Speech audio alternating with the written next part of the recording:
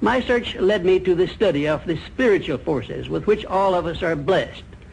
And it was in this field that I came upon a clue which has enabled me to help millions of people to find their earthly destinies. I want to describe my discovery in the simplest terms possible, because it will reveal to you why it is true that whatever the mind can conceive and believe, the mind can achieve, regardless of how many times you may have failed in the past or how lofty your aims and hopes may be. I caught my first fleeting glimpse of the profound law which provides the means by which we may choose our own purpose in life and attain it while I was being coached by Andrew Carnegie during the organization of the Science of Success philosophy.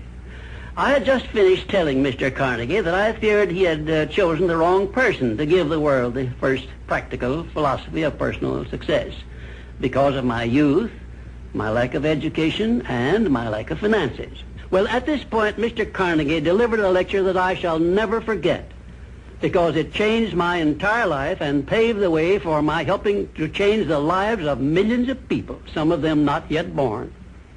Let me call your attention to a great power which is under your control, said Mr. Carnegie, a power which is greater than poverty, greater than the lack of education, greater than all of your fears and superstitions combined. It is the power to take possession of your own mind and direct it to whatever ends you may desire. This profound power, Mr. Carnegie continued, is the gift of the Creator, and it must have been considered the greatest of all of his gifts to man, because it is the only thing over which man has the complete and unchallengeable right of control and direction. When you speak of your poverty and lack of education, Mr. Carnegie explained, you are simply directing your mind power to attract these undesirable circumstances, because it is true that whatever your mind feeds upon, your mind attracts to you. Now you see why it is important that you recognize that all success begins with definiteness of purpose, with a clear picture in your mind of precisely what you want from life. Then Mr. Carnegie continued his speech with a description of a great universal truth which made such an impact upon my mind that I began then and there to give myself a new outlook on life and set up for myself a goal so far above my previous achievements that it shocked my friends and relatives when they heard about it. Everyone, said Mr. Carnegie, comes to the earth plane blessed with the privilege of controlling his mind power and directing it to whatever ends he may choose. But, he continued, everyone brings over with him at birth the equivalent of two sealed envelopes, one of which is clearly labeled the riches you may enjoy if you take possession of your own mind and direct it to ends of your own choice, and the other is labeled the penalties you must pay if you neglect to take possession of your mind and direct it.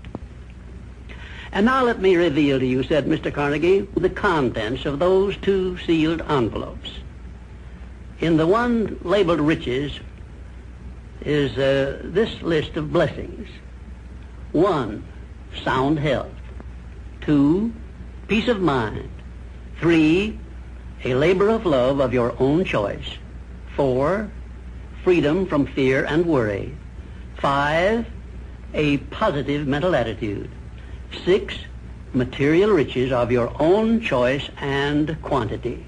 In the sealed envelope labeled penalties, Mr. Carnegie continued, is this list of the prices one must pay for neglecting to take possession of his own mind.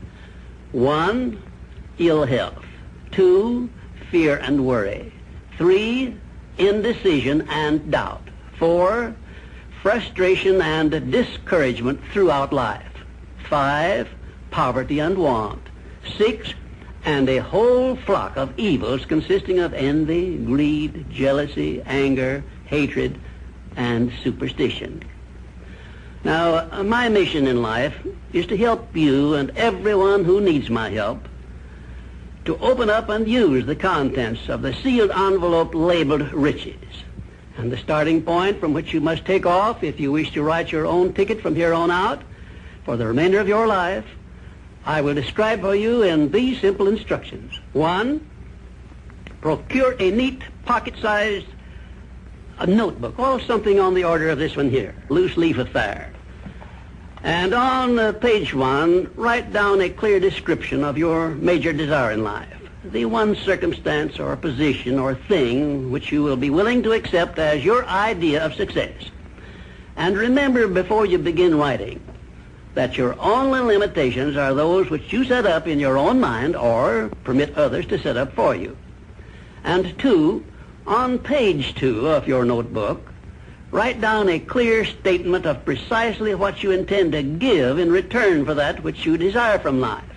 And then start in right where you stand now to begin giving. And 3, memorize both of your statements, what you desire and what you intend to give in return for it.